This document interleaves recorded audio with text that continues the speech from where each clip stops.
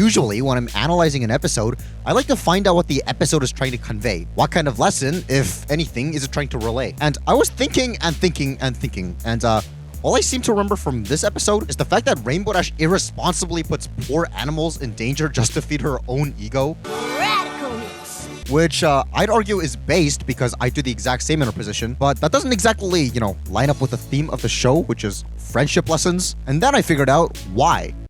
Yeah, this episode is just a product of corporate meddling. I brought this up a fair bit in my Season 1 retrospective, but the earlier releases of the main 6 brushables were all paired up with pets.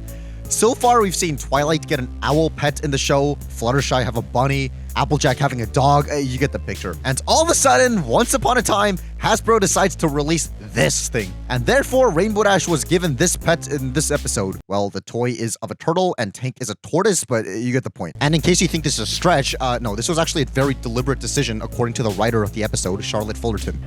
Tank, the tenacious tortoise, Hasbro wanted each of the ponies to have their own pet. Right. No, so a non-speaking, sort of not non-anthropomorphic, because they all kind of are, but not in such a way that the ponies are. And rather than going, darn it, toy company's making us change things, and here, we'll just cram it in there and it won't be terrible. I wouldn't mind this at all since, I know there are good writers on the show staff. For reference, one of the best episodes of the show actually centers around Tank. The precise character that was put in here as a result of corporate meddling. They turned that into a good episode. However, I'm not too sure about its role in this episode. So let's give it a watch again and see if there's anything deeper we can learn from this, or if it's literally just a forced episode. Okay, this is officially beyond weird now, and move right on down to Freaky Town. Basically, Rainbow Dash wakes up from this dream that we'll come back to later in much more detail. It turns out that she had this dream because her friend's pets were making noises while she was napping.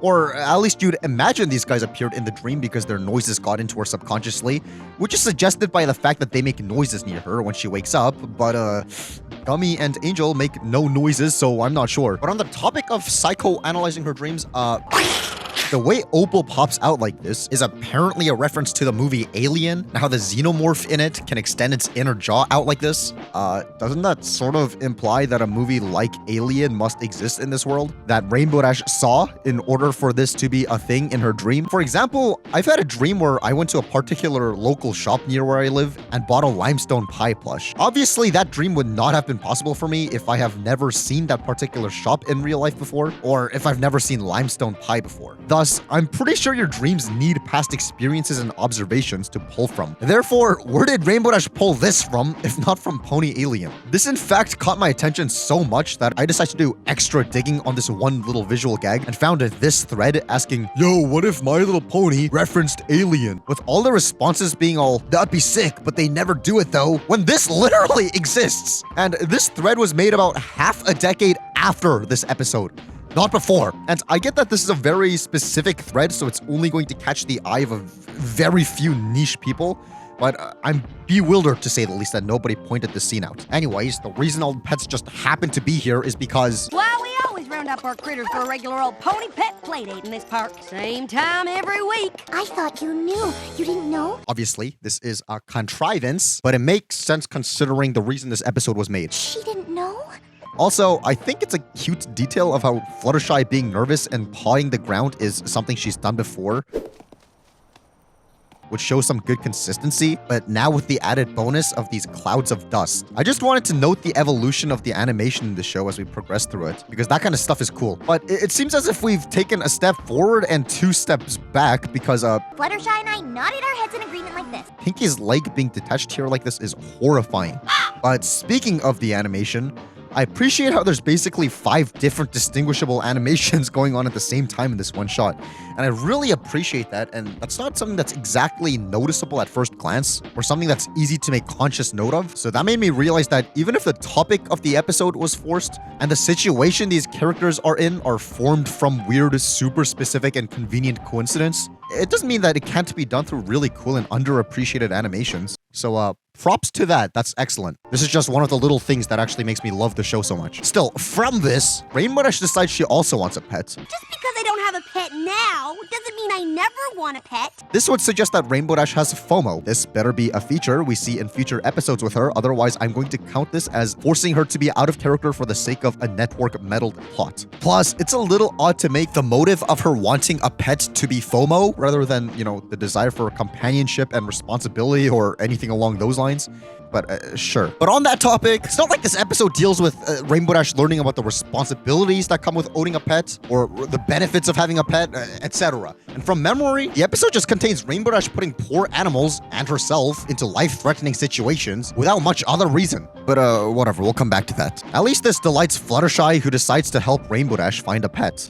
Then we get a song. It's abundantly clear that somewhere out here is a pet that will suit you just right. And I actually really like the song. I can't wait to get started, but first let me set a few rules. But I'll analyze it as a song once we get to the whole deep dive into My Little Pony songs video.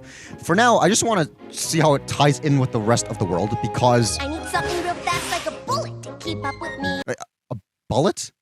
How does she know what a bullet is? Is she referencing the one that's probably going to end up going through my skull if my crush doesn't text me back? In case you're thinking that the word bullet might be referring to something else here, there's also the definition in a sports context where bullet refers to a fast ball, but I'm pretty sure that term also originates from actual bullets being fast itself, so that probably means that guns do exist in this world. And Scootaloo really should have died last episode. Now, you might be thinking, yeah, but we never see nor encounter a gun in the entire show. Which, sure, but by that logic, I've gone my entire life never seeing a Brazilian Jiu-Jitsu match, nor a Brazilian Jiu-Jitsu dojo or whatever they're called. Yet I know that Brazilian Jiu-Jitsu exists, right?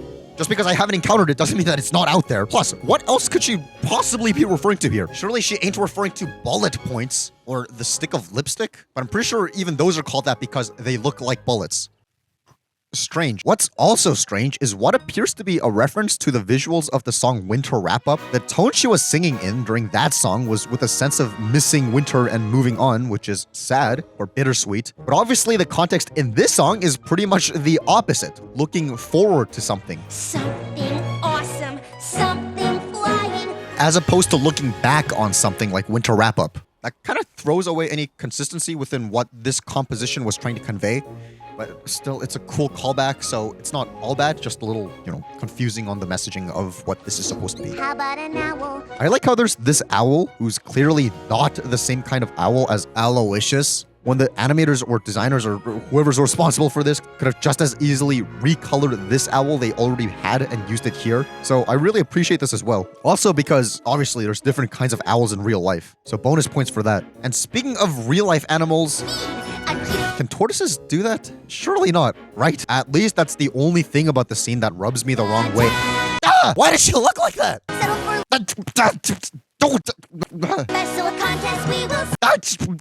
That's terrifying! Because Rainbow Dash all of a sudden has a billion different options that she thinks is cool. So many choices, and such riches aplenty. She decides to hold a competition for them. Why can't she have more than one pet again? I'm pretty sure Fluttershy wouldn't mind offloading some extra responsibility and money sinkers off to Rainbow Dash, and not necessarily just one, but okay. Now you just pay attention and try your best. The turtle? What did you bring that thing here for? Technically, he's a tortoise. Wow, Fluttershy predicted Mudbrider 6 seasons in advance. Technically, He's a tortoise. I like how through this, we can see how Rainbow Dash treats this tortoise. And here, I just want to say thank goodness this isn't Super Mario Bros. Otherwise, Tank would be one hit away from dying. This will have you asking why this poor guy even wants to be under her ownership at this point, but oh well. This isn't a game, you know. All right. Now these games will determine which one of you... Okay, come on, that's funny. But back to Rainbow Dash's treatment of this tortoise. Yeah, this seems to be light in comparison to what happens to this guy. She sees this guy pretty much get roasted alive and doesn't do anything about it. That's quite interesting. Though, there is a thing to be said about how these animals act during the talent show scene. First of all, the Rainbow Dash design on the sweater still looks more accurate to her design in the show than the toys, am I right? But more importantly, perhaps because these animals know how to do all this and understand language, since they're directly responding to Rainbow Dash's commands, Don't leave me hanging. perhaps they're actually treated as higher intelligence creatures in this world, which would line up with how we've seen pets act earlier on in the show, such as Philomena. Oh, stop fooling around, Philomena. You're scaring every pony. Therefore, perhaps this isn't actually abuse/neglect, but rather these animals being consenting adults that actually know what they're doing. But if that's the case, what are the implications of them wanting to be pets? Does that mean that they want to be freeloaders or something? Whatever the case may be. But seriously, go home. You're starting to creep me out. So, anyway... Wow. That actually gets me all sentimental because that reminds me of the last conversation I had with this girl I know named Charlotte. No relation to the writer of this episode. That's just some weird coincidence. Right? Charlotte's some girl I met at the cafe. Technically, I'm not supposed to know that her name is Charlotte, but I caught a glimpse of her Instagram handle while she was on her phone, so I do know. The only issue is that if I'm going to pursue her, what good is knowing her Instagram account if I can't even slide into DMs with her without being completely suspicious? Because she's going to be all like, how did you find my account? Aren't you that weird guy that I saw at the cafe? Rainbow Dash decides the final test should be beating her at a race and... But whichever of you make it across the finish line with me... I really don't want to talk about this, but I guess I have to since it's such a big part of the fandom's history. Basically, this screenshot of Rainbow Dash was infamously paired up with the phrase, I wanna inside Rainbow Dash. This was seemingly such a common meme on the MLP board on 4chan that there are memes about the memes. Though, I think this all sort of peaked when the game Watch Dogs included a keychain of Rainbow Dash in this pose. The second car is the 3.9T, which when we zoom in, you can clearly see that this is Rainbow Dash, the main character. It's just that, like, you know, when a AAA video game acknowledges this, it's a little hard to top that. There was also this one time when somebody tweeted this at writer M.A. Larson with him responding to it. So I guess that's also a pretty good indicator of the heights where this one random frame became something larger than just one random frame. There was also this instance of some guy posting this as usual, with this guy responding with the logistics on such an impulsive action. Okay, fine. You get Rainbow Dash drunk on apple cider and you inside her. For the next year, you get repeated visits from her, alternately inviting desperate and screaming with rage. She destroys your home, your hope for a peaceful life, and any chance you may have had of sleeping with any other pwn. It isn't hard to discover why. As the year progresses, her belly starts to get larger. Then she has a child. It is a half-human, half-equine monstrosity that the doctors are convinced can't possibly survive for long. As Equestria is a matriarchy, its courts quickly force you into paying exorbitant child support for the baby horse thing's medical bills. You are forced to take 2 jobs, and when the stress finally breaks you, royal guards force you into a life of slavery in the salt mines, working 12 hours a day, 7 days a week. Rainbow Dash, her hopes of ever joining the Wonderbolts, dashed with the day-to-day needs of taking care of it, begs you to stay with her and pretend to love your son, but you cannot. The salt mines are better. Down there, you can pretend to be a dwarf, digging away for gems and gold. On the surface lie your broken dreams. The mutant slowly grows up, unable to ever fend for itself, watching cartoons and pretending to draw a comic book and generally being useless, until it finally dies, leaving both you and Rainbow Dash as impoverished geriatrics with no future, no hope, and crushed dreams of what you wanted to do with your lives. All coming to a close with this simple rhetorical question, leaving the reader reflecting on everything in their lives that led up to the moment of reading all that. Was it worth it? With the answers just straight up being, yes, totally worth it. Yes, it was. I think I'm gonna need an extended mental health break from anything My Little Pony related after this. Anyways, with all that aside, the race commences, and it seems life-threatening, with Rainbow Dash being well aware of that. Oh, I forgot to tell you! Watch out for the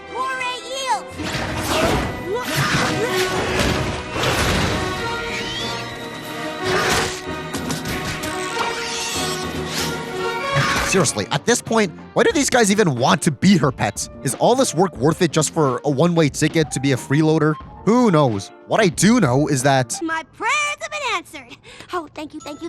apparently prayers are a concept in this world, which is quite interesting in conjunction with the 2 mentions of religion-related things in the last episode as well. The Falcon sure does look cool.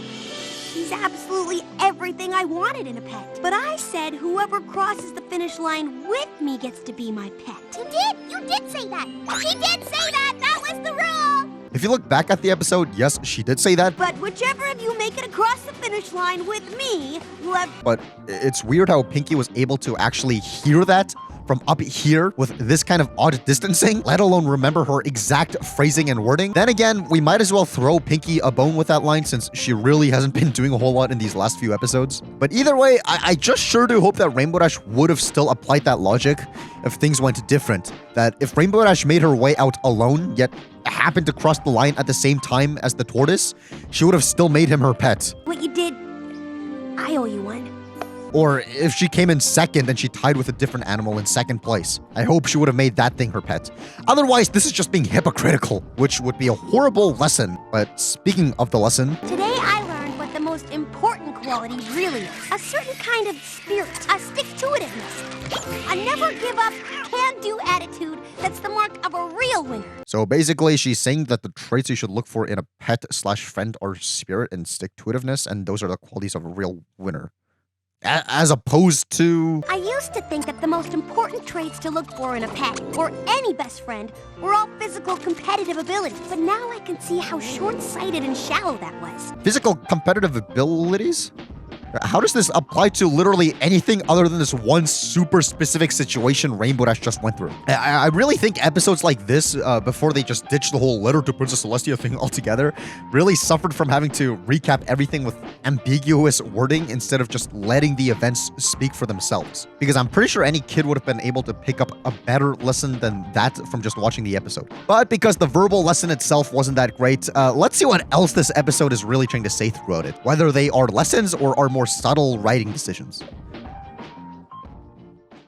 For starters, the episode begins with 16 uninterrupted seconds of Rainbow Dash flying, with no real dialogue, no discernment of where this episode is heading. For reference, to grab some recent examples, 2 episodes ago, Sisterhood Social started off with a perfect representation of where the episode was heading. It started with Sweetie Belle unintentionally waking Rarity up with her horrible cooking to her surprise. This tells us immediately that the episode will probably involve Rarity having to deal with an accident-prone Sweetie Belle. The one after that, the Cutie Pox, started with a very optimistic The Cutie Mark Crusaders, trying once again to get their cutie marks and failing. Thus, we know this episode will deal with how they're going to face the fact of not having their cutie marks yet. I thought Sisterhood Social was a great episode and thought that the Cutie Pox was the opposite. However, they were both good at storytelling within the context of bringing the viewer in and showing them where we're heading with the beginning of the episode. With this episode, we get a dumb cold opening with this monstrosity, and the whole thing turning out to be a dream. From this, are we supposed to expect the rest of the episode to deal with Rainbow Dash having weird dreams?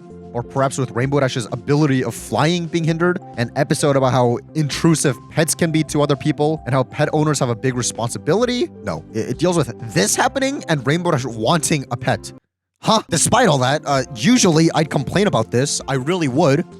However, I think this seems to be a special exception. Let me explain. The last time Rainbow Dash had an episode dedicated to her was episode 16 from season 1. Yeah, she's had some bigger roles after that, such as in Over a Barrel. She's the first to be sympathetic towards the Buffaloes, but that was alongside Pinky and Spike, so it's not exactly Rainbow Dash solo event. There was also the Cutie Mark Chronicles and how everything tied back into her doing the Rainboom, but that was also more of a Cutie Mark Crusader / Main 6 episode than a Rainbow Dash one. And if we take a look at this season so far, she only had a brief appearance where she doesn't even do anything in the last episode. She doesn't even make an appearance in the episode before that. The one before that, she was relegated to just a running gag. And the one before that was a Twilight episode where she's more of a plot device than an actual character with her own goals and desires. And before that was the 2-parter that involved everybody. Sure, the ending was pretty much about her, but that was under the influence of Discord magic, so I'm not gonna really count that as like a Rainbow Dash thing. Therefore, if anything, starting this episode with a very visual scene with minimal dialogue seems to have been an attempt to refamiliarize us with Dashi and just her by reminding us about how she likes flying, which we did see from her last solo episode. And if that wasn't the intention, it definitely works well as if that was the intention. Either that or they wanted to refresh our memories about the rest of the pets, because Opal's been making semi-frequent appearances, but this is Aloysius's first appearance since Owl's Well That Ends Well. The fact that they recall the recurring gag about Aloysius in that episode...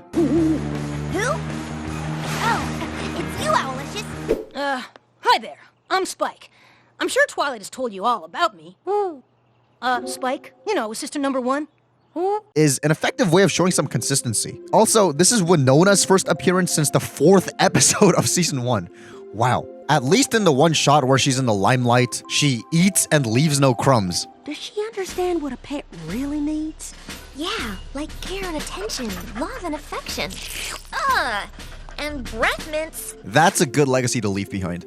But on the topic of pets, besides those guys and this split-second cameo of Derpy, which is oddly terrifying by the way, the main 6 are the only characters that appear throughout this episode. Was this perhaps because they blew all their background pony efforts on the last episode?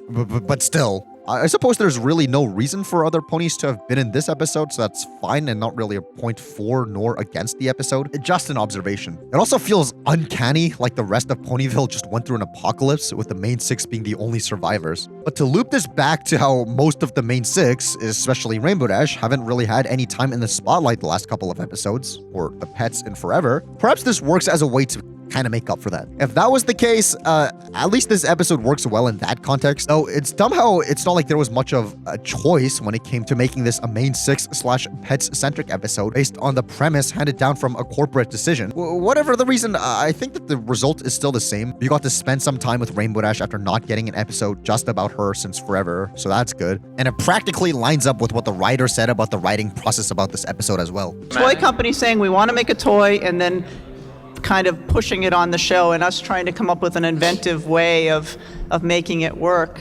Anyway, you can try to find some fun, inventive way that it makes it a standalone, interesting story. And the fact that you guys all kind of gasped and didn't realize that that's what where the idea came from initially is a good thing. That means we did our job. It's just that if Tank didn't appear in any episode after this whole episode would have just remained as nothing but an advertisement for main 6 pet toys and nothing more. Therefore, it's excellent that he does, but we'll get to that in the future. For now, I want to highlight this meme someone made all the way back in 2012. That's funny.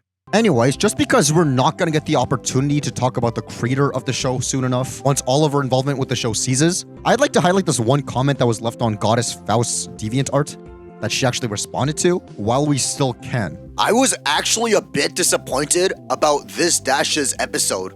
I was hoping it should not be a turtle since it's a fanon thing. You know, fans always have the crazy and lame ideas. I thought the story has to be more unique and interesting and not taken from fans' stuff or that old Hare and the Tortoise story that seriously, I'm not sure what's up with you guys. But oh well. Before we get to our response, let's just break this down a bit. First of all, really? Your main criticism about this episode wasn't that Rainbow Dash put the lives of animals in dangerous situations or because of the contrivance at the beginning. It's at the fact that it was about a turtle, but it wasn't even about a turtle. It's about a tortoise, which is literally a running gag in the episode. It's the turtle. Tortoise.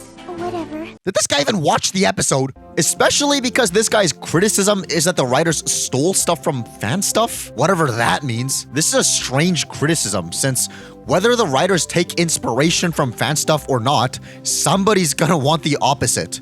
Since if this episode was inspired by whatever arbitrary fan stuff this comment is talking about, it would make this guy upset, but then it reminds me of people like this who would want the opposite. There are some really great contributors to the voting community. I've never considered including Miracle Seas as background ponies. Just as a side note, I like how to this question the entire crowd groans, and the answer is a resounding no. No, we don't want to do that. There comes a point where, I don't want it to get too much fan service, so that it sort of loses track of what the real show is. I mean, you guys fell in love with the show that we made. Why don't we just keep making that show? But then they kind of went ahead and did it anyway, eventually. Lastly, this guy proposes that this episode took from that old Hare and the Tortoise story, which isn't even the right name of the story, but even with the fact that this episode had parallels to it, isn't a big deal, since the episode has a unique twist to it, with that unique twist being literally everything else involved in this episode besides the tortoise and the race. Such as, I don't know, the whole concept about Rainbow Dash wanting a pet, or an animal talent show, or the awesome duet. This is just such an unnecessary detail to be caught up about. Plus, the episode was literally originally titled The Tortoise and the Mare, so it's not like they were trying to hide the inspiration. I'm assuming they just changed the name of the episode as to not completely spoil the conclusion of it. Is this guy saying that nothing should ever inspire anything? With all that said, Goddess Faust's response was, That episode was conceived of and written almost almost a year ago. It's a coincidence that it's the same concept fans came up with. Sorry you're disappointed. Mic drop. That seems like a pretty good high note to leave this episode on.